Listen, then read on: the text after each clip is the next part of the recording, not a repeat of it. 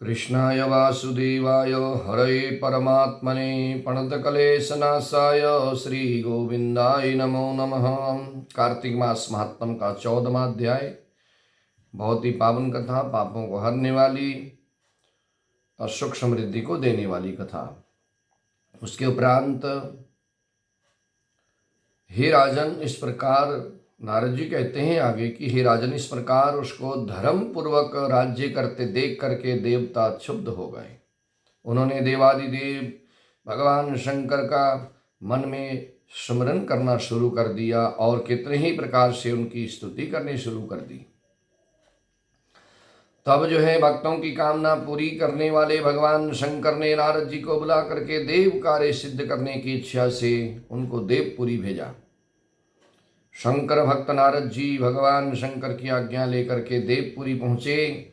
इंद्र आदि सभी देवता व्याकुल होकर के शीघ्रता से उठ करके नारद जी के चरणों में जाकर के गिर पड़े, उनकी स्तुति करने लगे। उत्कंठा भरी दृष्टि से सब ने नारद जी को देखा, बहुत ही दयनीय हालत से उनको देखने लगे। और उसके बाद अपने सब दुखों को कह करके उन्हें नाश करने की प्रार्थना करने लगे कि हम सभी देवताओं के कष्टों को हरने के लिए आप आए हैं, हमारे कष्टों को दूर कर दीजिए। नारद जी ने कहा कि मैं सब कुछ जानता हूँ, इसलिए अब मैं दैत्यराज जलंधर के पास जा रहा हूँ। ऐसा कहकर देवताओं को आश्वासन दे करके नारद जी जलंधर की सभा में आ पहुँचे। जलंधर ने नारद जी को आया हुआ देख करके उनके चरणों में पूजा की और हंसते हुए कहा, हे ब्राह्मण, हे नारद जी, हे देवता, हे ऋषि, कहिए आप कहाँ से आ रहे हैं, कहाँ कहाँ पर आपने क्या क्या देखा, यहाँ कैसे आए, किस लिए आना हुआ, मेरे योग्य जो भी सेवा हो आप कहें, मुझे आज्ञा करें, आपकी सेवा हो जाएगी। इस तरह से जलंधर ने जब कहा, जलंधर के इस प्रकार के वचनों को सुन करके नारद जी बड़े प्रसन्न होकर के बोले कि हे दानवराज, हे महाबुद्धिवान जलंधर, तुम धन्य हो, क्योंकि इस समय सभी रत्नों के भोक्ता एक तुम ही हो। हे दैत्य श्रेष्ठ, अब आप मेरे आगमन का कारण सुनो, जिसके लिए मैं आज यहाँ पर आया हूँ।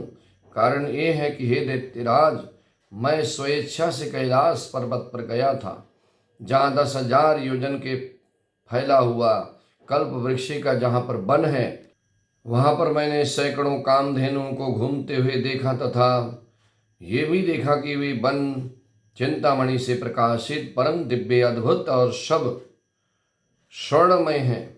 मैंने वहाँ पार्वती के साथ स्थित शंकर जी को भी देखा, जो सर्वांग सुंदर गौरवर्ण त्रिनेत्रधारी और मस्तक पर चंद्रमा धारण किए हुए हैं। ये देख करके मुझे बड़ा आश्चर्य हुआ कि इनके समान समृद्धिशाली त्रिलोकी में कोई नहीं है। हे दैत्य, उसी समय मुझे तुम्हारी याद आई, तुम्हारा स्मरण हो गया और आया हूँ, उसे देखने की इच्छा से तुम्हारे पास आया हूँ। ये सुनकर के जलंधर को बड़ा हर्ष हुआ। उसने नारद जी को अपनी सब समृद्धि दिखाने लगी। दिखाता हुआ उसे देखकर देवताओं का कार्य करने की इच्छा से शिव प्रेरित नारद जी ने जलंधर की बड़ी प्रशंसा की। देवताओं का कार्य सिद्ध करने के लिए भगवान शंकर की आज्ञा से ही नारद जी वहाँ आए थे।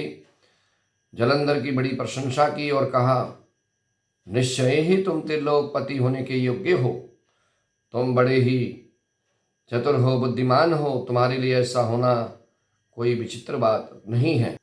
और मैं देखता हूँ कि तुम्हारे पास सब कुछ है, किसी बात की कोई कमी नहीं है। ऐरावत, उच्च सर्वा घोड़ा, कल्प वृक्ष और कुबेर की निधि तुम्हारे पास है। मणियों और रत्नों के ढेर भी तुम्हारे पास लगे हुए हैं। ब्रह्मा जी का हंसयुक्त विमान भी तुम्हारे पास है। और धूलोक, पाताल और पृथ्वी पर जितने भी रत्न हैं आदि सब तुम्हारे पास हैं। मैं तुम्हारे इस प्रकार के रत्न ऐश्वर्य को देख करके बड़ा ही प्रसन्न हूँ। और तुम्हारे पास कोई स्त्री रत्न नहीं है, इसलिए तुम्हारा ये सब कुछ फीका दिख रहा है। अब तुम कोई स्त्री रत्न को ग्रहण करो। नारद जी के इस प्रकार के वचन सुन करके दैत्य काम से व्याकुल हो गया और उसने नारद जी को प्रणाम करके पूछा कि ऐसी स्त्री कहाँ मिलेगी जो सभी रत्नों में श्रेष्ठ हो। यदि ऐसा रत्न कहीं मिल जाए तो उसे अवश्य ही मैं लेकर आऊँगा। देव ऋषि नारद बोले, ऐसा रत्न तो कैलाश पर्वत पर योगी पुरुष शंकर जी के पास ही है।